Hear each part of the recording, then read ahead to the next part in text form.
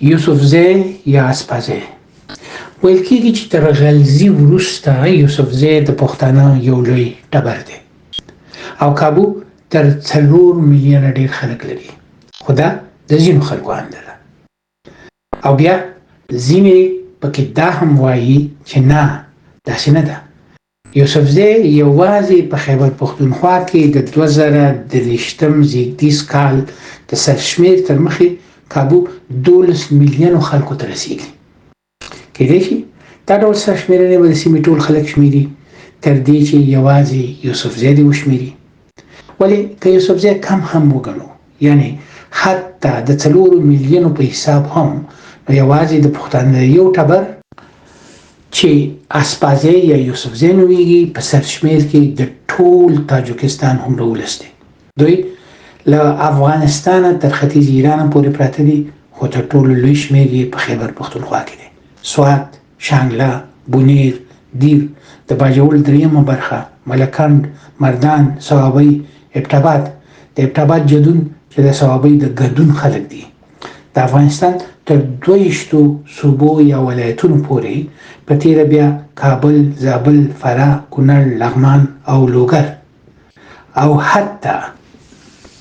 د ملتان تر ملیزو پورې یوسفزی پروت دی په دې سرشمیر کې مو د هند یوسفزی نه دی شمېرلی ځینې خو وایي چې د سواتي قبیله هم د یوسفزي برخه ده دا د نورو څېړنو وړ خبره ده یوسفزی په افغانستان کې د یوسفزي جرګه لرګي او حاجي اکبر صاحب د دې جرګې مشر دی احمدشاه بابا یوسفزي ته بردورانه ویلی و خو د سویلي افغانستان ګڼ شمېر یوسفزي په تیره بیا د زابل شمولزي وایي چې نه یوسفزي غلزي دي د یوسفزیو د ځینو مشرانو خبره خو دا ده چې یوسفزی له غواړي مرغې نه کابل ته راغلی دی مرغه په پښتو کې شنه واښه ته وایي او مرغه په همدې تلفظ د بخت معنا هم په همدې ژبه کې لري لکه پرل ته په پښتو کې ملغلره وایي یعنی هغه غمی چې بخت لري او بختور دی کېدای شي غوړه مرغه د غور یا زابل په ولایت یعنی صوبه کې پرته سیمه وي او کابل خو کابل د یوسفزیو سیمه ده ویل کېږي چې د ګوډ تیمور لمسی او د شاهرخ زوی اولغ بیګ د یو بل پښتون ټبر په مرسته او د یوې نغښتې او سازش له مخې د یوسفزیو د مشر سلیمان شاه سره 200 تنه یوسفزي مشران د کابل په توره تیږه یا د سیاسنګ په سیمه کې